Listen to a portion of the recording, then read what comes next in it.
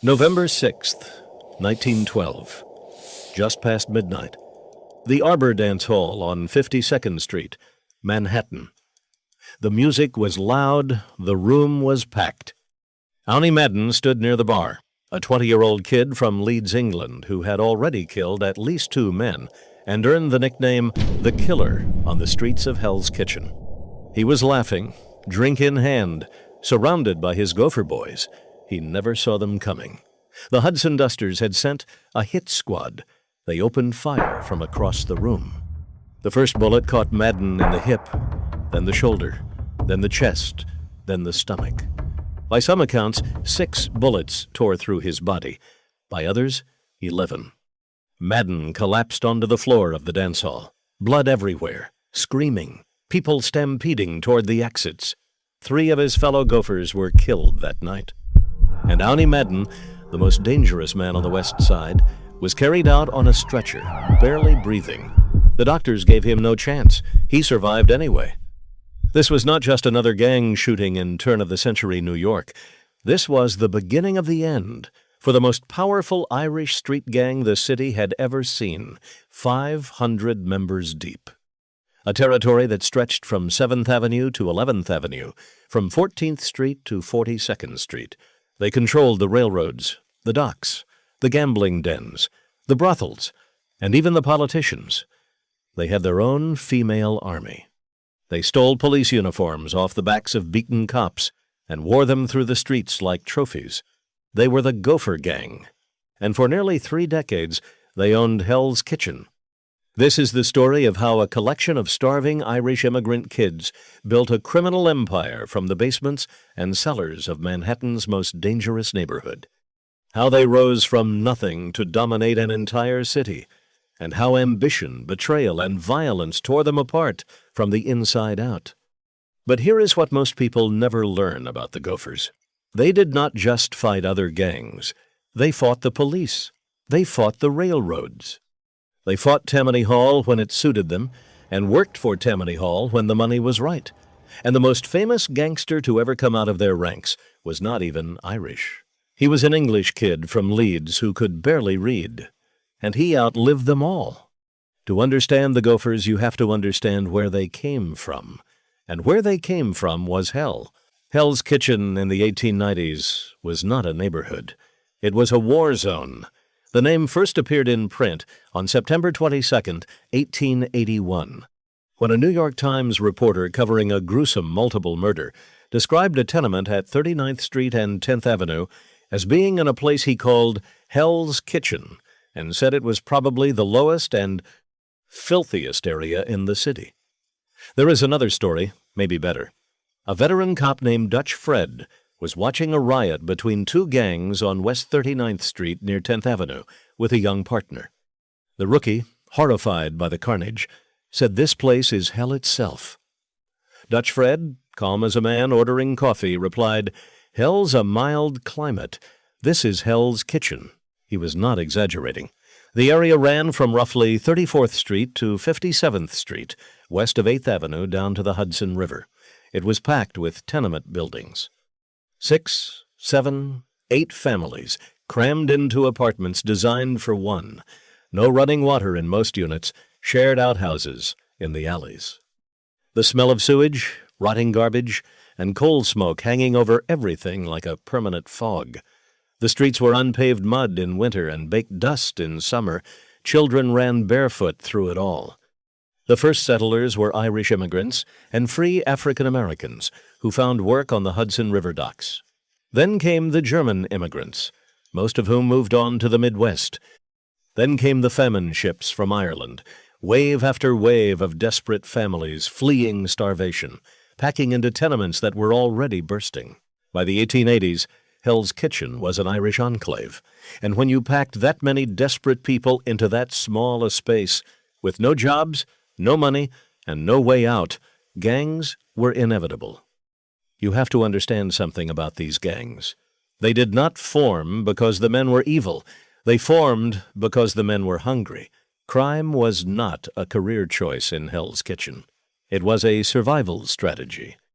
The Gopher gang emerged around 1890 from the merger of several smaller Irish street gangs that had been fighting over scraps in the neighborhood for years. 3 men organized the merger. Marty Brennan, a tough, direct operator who handled logistics and muscle. Stumpy Malarkey, whose real name has been lost to time but whose street name was earned honestly. And Newburgh Gallagher, arguably the smartest of the 3, who saw that a unified gang could control territory that 20 small crews never could. They set up their headquarters in a saloon on 10th Avenue called Battle Row, owned by a minor criminal named Mallet Murphy. The name tells you everything you need to know about the clientele. Inside Battle Row, the leadership would meet regularly to plan robberies, divide profits from their gambling operations and brothels, and settle internal disputes before they turned bloody. It was organized crime before anyone called it organized crime. The gang got their name from their favorite escape tactic. When the police came looking, the Gophers would disappear into the maze of basements, cellars, and tunnels beneath the tenement buildings. They knew every crawl space, every connecting basement, every drainage tunnel in the neighborhood. You could chase a Gopher into a cellar on 39th Street, and he would pop up 3 blocks away on 42nd. The cops called them Gophers as an insult. The gang adopted it as a badge of honor. Their primary target was the New York Central Railroad yards, which ran along 11th Avenue through the heart of their territory. Here is how the scheme worked. The railroad moved freight through Manhattan's west side on tracks that ran right through the streets. Goods sat in rail cars and on loading docks, sometimes overnight, sometimes for days. The Gophers established a systematic theft operation. They would hit the yards between 2 and 5 in the morning, when security was at its thinnest. A crew of 8 to 10 men would move in, break open rail car seals, and haul out whatever they could carry: crates of manufactured goods, barrels of food, bolts of fabric. Whatever was on the manifest, the Gophers took it. But theft was only one revenue stream. They also extorted the workers. Longshoremen and dock workers paid weekly tribute to the Gophers just to keep working without getting their legs broken. Saloon owners paid protection fees. Gambling den operators paid a percentage of their take. Brothel owners paid for the privilege of operating in Gopher territory. The money flowed upward to the leadership at Battle Row, where it was divided among the top members. At their peak, the Gophers had roughly 500 members. That is not a gang. That is an army. And they had subordinate groups feeding into them. The baby Gophers were teenagers, apprentice criminals learning the trade, running errands, acting as lookouts, and graduating into the main crew when they were old enough and mean enough. The Parlor Mob, the Guerrillas, and the Rhodes Gang all operated as client gangs, paying tribute to the Gophers in exchange for protection and the right to operate within their territory. But the most remarkable division of the Gopher Gang was its women. The Battle Row Ladies Social and Athletic Club, as they were officially known, was one of the first female auxiliary gangs in New York City history. They were led by Annie Walsh, known to everyone in Hell's Kitchen as Battle Annie. She was called the Queen of Hell's Kitchen, and she earned that title the hard way. Battle Annie was described by contemporaries as the most feared brick hurler of her time. When the Gophers needed reinforcements for a territorial dispute, Battle Annie could assemble a fighting force of 50 to 100 women within hours, all of them armed with clubs, bricks, and knives. The Lady Gophers did not just fight rival gangs. They hired themselves out to both sides of labor disputes. Business owners would pay Battle Annie to provide female muscle to break strikes. Then the unions would pay her to provide muscle to fight the strikebreakers. Annie did not care who she fought for. She cared about who paid. There were few strikes in New York in the early 1900s where Battle Annie did not provide her services, and she encouraged her women to use, as one newspaper put it, more strenuous activity with teeth and nails. You want to know how deep the Gophers' power ran? They were political muscle for Tammany Hall, the Democratic political machine that controlled New York City. On election days, Gopher members would fan out through the neighborhood, intimidating voters, stuffing ballot boxes, and beating anyone who threatened to vote the wrong way. In exchange, Tammany Hall politicians provided political protection. Arrests disappeared. Charges were dropped. Judges looked the other way. It was a perfect system. The Gophers provided the muscle. Tammany Hall provided the immunity, and the people of Hell's Kitchen paid the price for both. Now, you have to understand something about the Gophers' leadership. It was volatile. Leaders did not last long. Some were killed. Some were arrested. Some just burned out. The turnover was constant. But a few names stood out from the crowd, and each one tells you something different about what this gang really was. Take Happy Jack Mulroney. He was called Happy Jack because he always appeared to be smiling. The writer Herbert Asbury, who chronicled New York's gang history, claimed the smile was caused by partial paralysis of his facial muscles. The truth is more complicated. Prison intake records at Sing Sing described his features as regular, with no mention of any deformity. What is documented is that Mulroney smiled often and inappropriately. He grinned during his murder trial. He laughed when he was sentenced to death. Some accounts say he had the remnants of a smile on his face after he was electrocuted.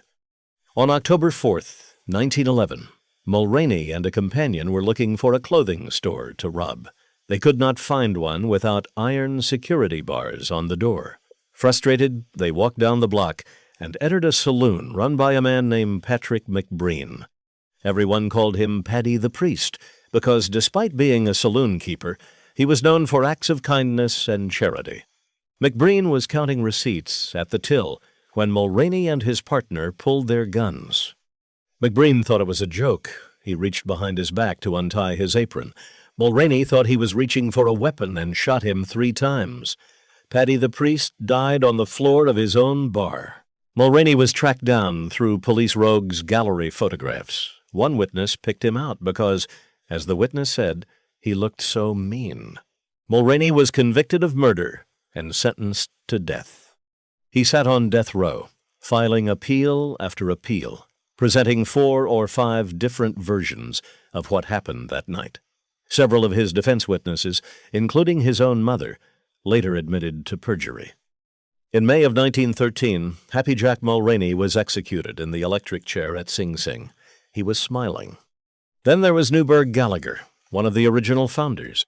In 1907, he got into a feud with a local bartender named William Lennon over a card game. The feud lasted 3 years. Lennon slashed Gallagher's face with a knife in one encounter, leaving scars that required stitches. Gallagher later claimed Lennon had threatened to shoot him on sight, and the two engaged in several gunfights. In December of 1909, Lennon wounded Gallagher in a shootout. On May 17, 1910, Gallagher and Marty Brennan walked into a saloon at 11th Avenue and 45th Street, where Lennon was working. According to Gallagher's confession, Lennon spotted them, cursed at them, and reached for his hip pocket. Gallagher pulled his pistol and fired 3 shots. Lennon died on the spot. Both Gallagher and Brennan were convicted. On November 9, 1910, Gallagher received 9 to 19 years. Brennan, because of a prior stint at Elmira, received 19 years. 2 of the 3 founding members of the Gopher gang sent to Sing Sing in a single afternoon. And then there was One Lung Curran. His real name was Paddy Curran, and he got his nickname the honest way. Tuberculosis had destroyed one of his lungs, leaving him physically weakened but absolutely fearless. Curran took over leadership of the Gophers in the early 1910s, and he ran the gang with an iron fist and a sense of style that was entirely his own. Here is the thing that made One Lung Curran famous. He hated cops. Not in the abstract, complaining about them over drinks kind of way. He personally attacked them. Curran would ambush lone patrolmen walking through Hell's Kitchen, beat them unconscious, and steal their uniforms. He would then take the stolen clothes back to his girlfriend, who would alter them into what was described as a smart military style. Curran would then wear the altered police uniform around the neighborhood, parading past the very station house where the stolen uniform had come from. It was not just theft. It was humiliation. It was a message. The Gophers owned this neighborhood, and there is nothing you can do about it. The stunt became a trend. Over the following weeks, several more police officers found themselves beaten and stripped of their jackets. Gopher members strutted through Hell's Kitchen in their new coats like they were wearing medals. The police department, embarrassed and outraged, responded by ending solo patrols in Gopher territory entirely. From that point forward, officers entered Hell's Kitchen in groups of 4 or 5. One Lung Curran had literally changed police tactics through sheer audacity. But the most important Gopher of them all was not born in Hell's Kitchen. He was not even born in Ireland. Owen Vincent Madden came into the world on December 18th, 1891, in Leeds, England. His parents were Irish emigrants. His father, Francis, had planned to bring the family to America, but died before he could book passage. His mother, Mary, made the crossing alone with her 3 children. They arrived in New York in 1902. Owney was 11 years old. The Maddens settled in Hell's Kitchen, and the neighborhood swallowed Owney whole. Within a year, he had joined the Gopher gang. By his early teens, he was known for carrying a length of lead pipe as his weapon of choice. He was slim, dapper, described by one contemporary as having the gentle smile of a cherub and the cunning and cruelty of a devil. He spoke with a northern English accent his entire life. One of his Hell's Kitchen contemporaries later remarked, "He was a smart man, a class act, and he was not even Irish. He was born in England. Shows you what a tough bastard he was, just to survive in this neighborhood." By the time he was 20, Madden had earned the nickname The Killer, and he earned it with blood. On September 6, 1911, Madden shot and killed a member of the rival Hudson Dusters right in the heart of Dusters territory around 30th Street. Nobody was arrested. In February of 1912, Madden was riding a crowded streetcar when he got into an argument with a store clerk named William Henshaw over a woman. Madden pulled a gun and shot Henshaw in the face. Henshaw lived just long enough to name Madden as his killer. Despite the police having his name and dozens of eyewitnesses on the streetcar, Madden never went to trial. Every single witness either disappeared or developed sudden amnesia. 2 murders, no consequences. That is when the rest of Hell's Kitchen understood exactly what Owney Madden was. By 1912, Madden had risen to lead the largest faction of the Gophers. But the gang was already starting to crack. The original founders were gone. Gallagher and Brennan were in Sing Sing. Stumpy Malarkey had faded from the scene. The Gophers were fragmenting into sub-gangs, each faction pulling in a different direction. And then came the war with the Hudson Dusters. Here is where it gets complicated. The Hudson Dusters had been founded by Goo Goo Knox, a former Gopher who had tried and failed to take leadership of the gang from Marty Brennan back in the 1890s. Knox fled and linked up with 2 other criminals, Circular Jack and Kid York, to form a rival gang based around Hudson Street in Greenwich Village. For years, the Gophers and the Dusters maintained an uneasy alliance, cooperating against other gangs during the gay 90s gang wars. But by the 1910s, that alliance had collapsed. The rivalry between Madden and a duster named William Little Patsy Doyle became personal. Doyle hated Madden for 2 reasons. First, control of territory. Second, a woman named Frida Horner. Madden had stolen her from Doyle, and Doyle could not let it go. The insult burned deeper than any bullet wound. But Doyle made a fatal mistake. He became an informant. He started feeding information about Madden's operations to the police. In the world of Hell's Kitchen, in the world of any gang, that was a death sentence. Madden did not forgive, and he did not forget. On November 28, 1914, Madden put his plan into action. He used women to bait the trap. His ex-girlfriend, Margaret Everdeen, met with Doyle's estranged fiancée, Frida Horner, at the Ottner Brothers Bar at 41st Street and 8th Avenue. Everdeen called Doyle on the telephone and told him that Frida wanted to reconcile with him. Doyle, blinded by love, believed every word. He arrived at the bar around 8:30 in the evening. He walked in and asked for Frida. Someone told him she was in the bathroom. He waited. That is when Madden's henchmen, Johnny McCardle and Art Beadler, stepped out of the shadows. They opened fire. Doyle staggered out of the bar, mortally wounded, and died on the steps outside. This time Madden's luck ran out. The police arrested both Everdeen and Horner as material witnesses. Under intense interrogation, both women cracked and implicated Madden in the murder. The Gophers put enormous pressure on the women to recant their testimony, and they eventually did. But the judge was not having it. He ruled that their original statements were valid.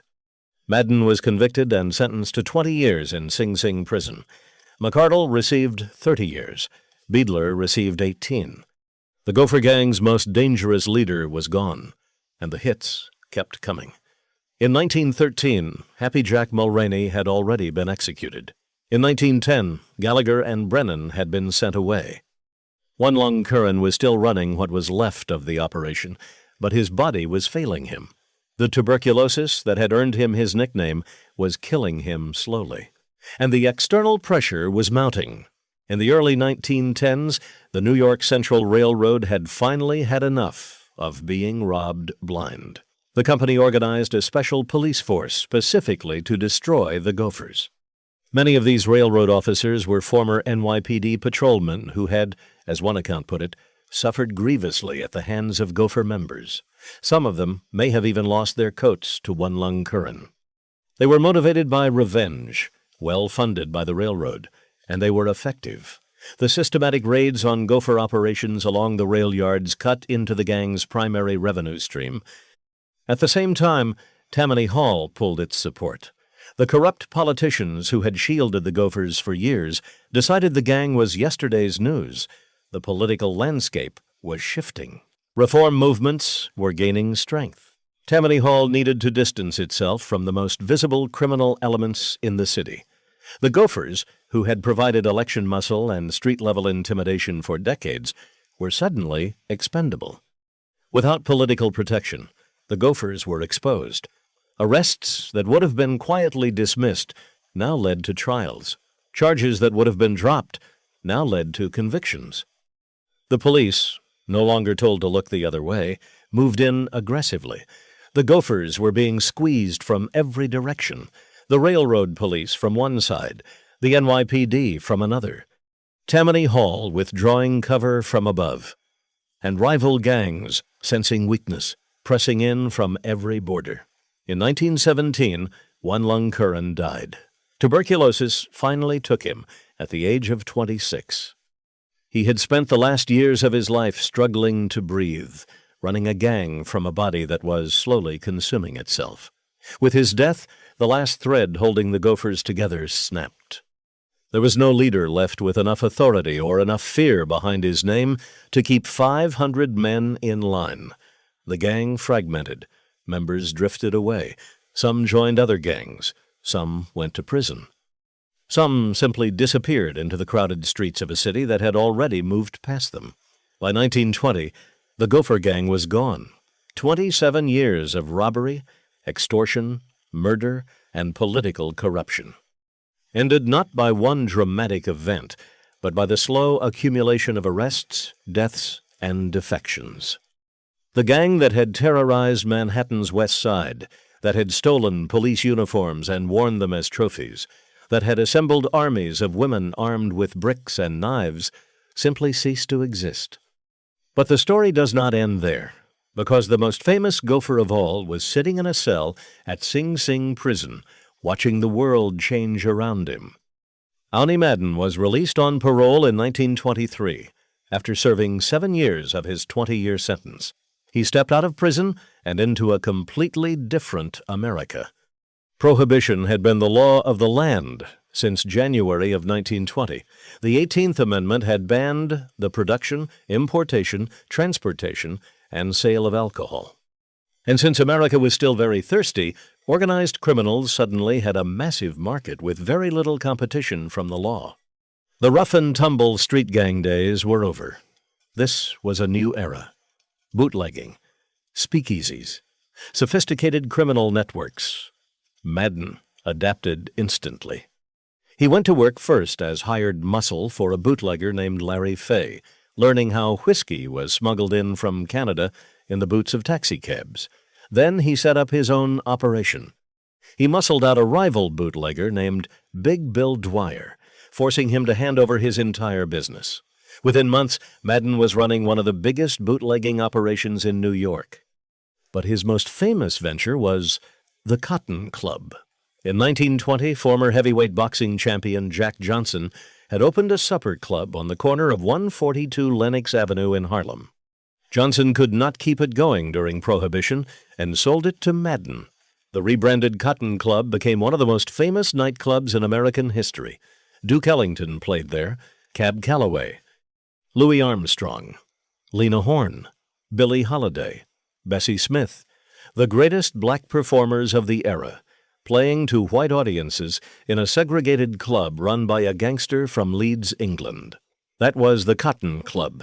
Madden became a celebrity. He owned more than 20 nightclubs. He dated Mae West and funded her first play when nobody else would put up the money. She later described him as sweet, but oh so vicious. He hired a young friend named George Raft as his personal driver. Raft would leverage his friendship with Madden to launch a career as a Hollywood actor, famous for playing gangsters who looked and moved exactly like the real gangsters he had spent years driving around Manhattan. By the early 1930s, Madden was enormously wealthy. He promoted boxing matches and is believed to have fixed the 1934 heavyweight title fight between Max Baer and Primo Carnera, in which Baer knocked Carnera down 11 times in 11 rounds. The fix maximized gambling profits for Madden and his associates. But the world was closing in on him again. Italian-American Mafia families were expanding their territory and muscling out the old Irish and Jewish operators. Lucky Luciano and Frank Costello were reshaping the underworld. Madden, a pragmatic man above all things, read the situation clearly. He was getting older. His body still ached from those bullets at the Arbor Dance Hall decades later.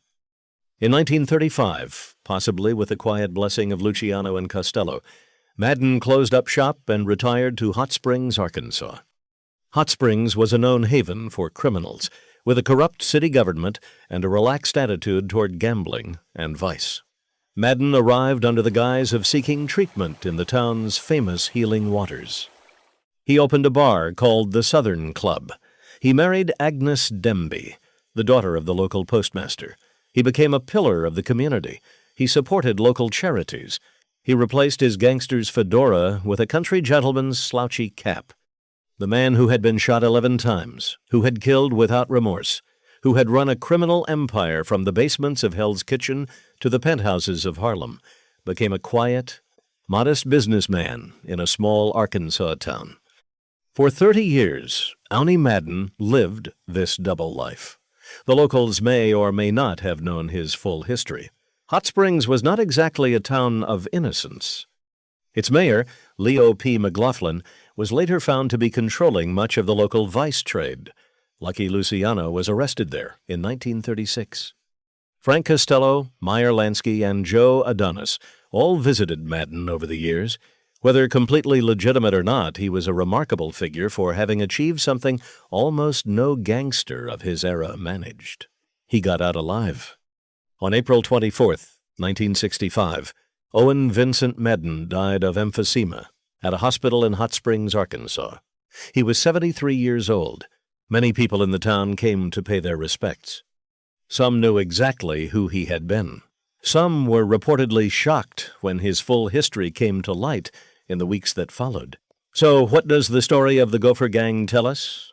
It tells us that organized crime did not start with the Italian Mafia. Before Lucky Luciano, before Al Capone, before the 5 families carved up New York, there were the Irish gangs. And the Gophers were among the biggest and the most brutal. They controlled a territory bigger than some small cities. They had political connections, a female fighting force, and a systematic approach to crime that foreshadowed everything that came after them. It tells us that poverty creates the conditions for crime, but that crime does not solve poverty. 500 men and women poured their lives into the Gopher gang, and what did they get for it? Prison sentences. Early graves, tuberculosis, the electric chair. The founders all ended up behind bars.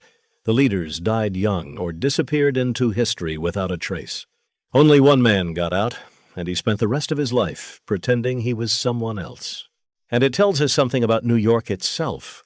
Hell's Kitchen in the 1890s was one of the most desperate places in America. A generation later, it was still desperate. But the gangs that had thrived on that desperation were gone, replaced by new gangs, new rackets, new forms of the same old violence. The Gophers thought they were building something permanent. They were building something temporary, and they just did not know it yet. The Gophers did not end with a dramatic last stand. They ended the way most criminal empires end, slowly. One arrest at a time, one death at a time, one man turning on another, until there was nobody left to run the show and nobody left to care.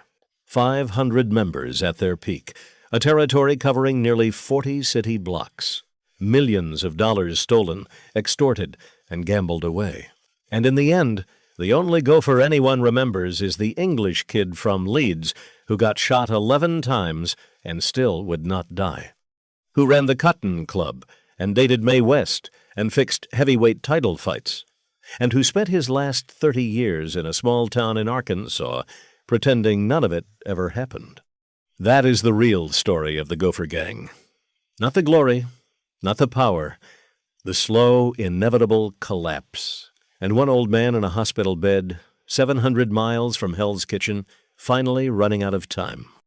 If you found this story fascinating, hit subscribe.